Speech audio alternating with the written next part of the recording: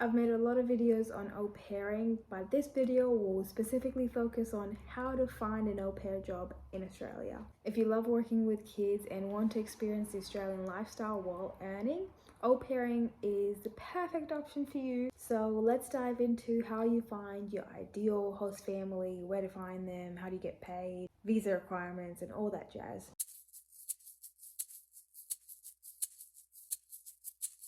The best place to start, and specifically how to find au pair jobs in the first place, is to use trusted websites for au pairs like Au Pair World, care.com, and findababysitter.com.au.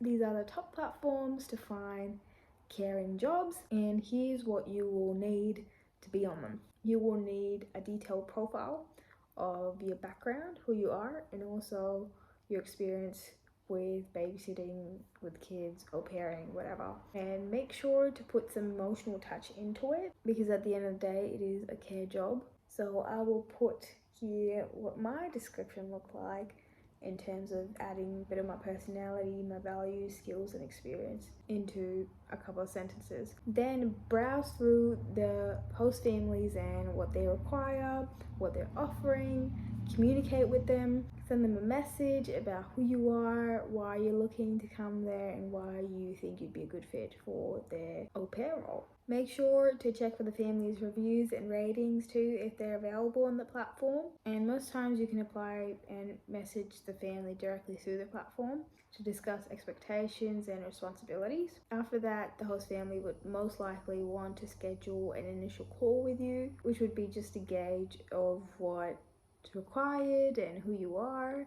It's kind of a brief conversation, to be honest. So step 2 is to actually communicate with host families after they've replied and you talk to them for the first time. After you've connected with a few families, it's time for interviews, and this will be a big interview after the initial call that you have with one of the parents, and this will be over video call if you're not in Australia. I was in Australia at the time when I was looking for an au pair role, so I just went to the family's house, saw what my room would look like, what the family's like, and the house is like, and the kids are like. But in that big interview, be prepared to talk about your childcare experience and why you want to be an au pair and come to Australia. Ask about the kids' personalities, their hobbies, and their schedule. The interview is a great time to ask any questions about the family's expectations. It's important to have clear communication from the start. Ask about your duties, working hours, daily routine with the kids. Make sure you cover all the bases when you actually have that big chat with them. So in the big chat, make sure you cover all these topics. Clarify with the family if they will need help with housework, if driving is required, or preparing meals, because that could come unexpected if you're just thinking about au pairing as babysitting. And also discuss free times and visitors, if you'll have your own room, if you'll be allowed to have people over, and what's included in your allowance. So if you didn't know, when you care for kids and an au pair role, they will give you pocket money at the end of the week, or whatever your pay cycle would be. Oh yeah, and also discuss pay cycles, because if the allowance is low, you would probably want it sooner than later. Having these conversations early can avoid any misunderstandings.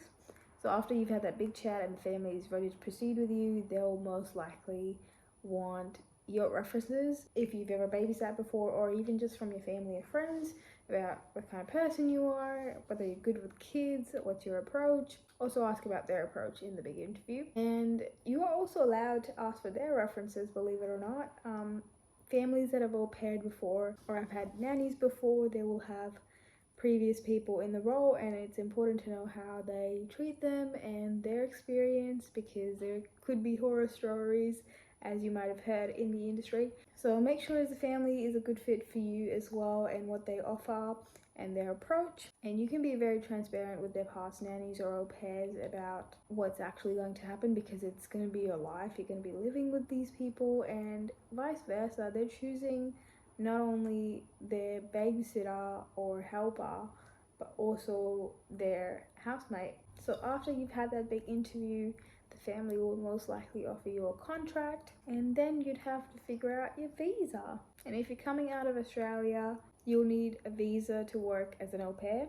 The most common visa is the working holiday subclass 417 or 462 that allows you to live and work in Australia for up to 12 months. However, you'll need to make sure you meet the eligibility criteria such as your age, nationality, and any other health checks.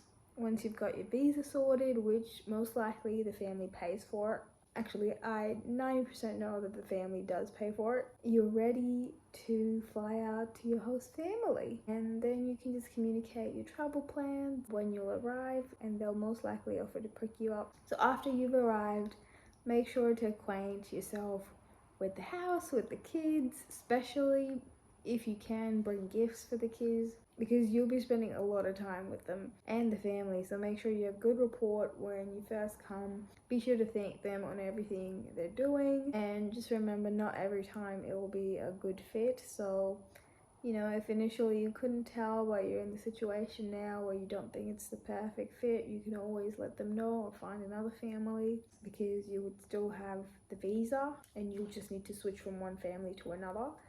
So if you're in that situation, I feel you. It can be really tough. You can also get connected with nanny agencies that are here, so you can find your next role, or just some babysitting gigs.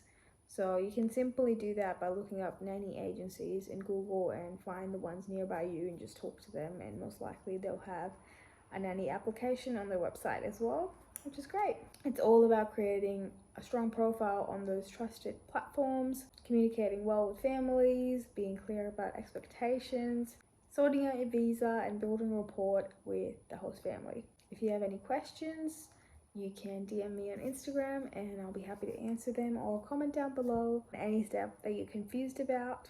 Don't forget to support this video and my channel, and I'll see you next time.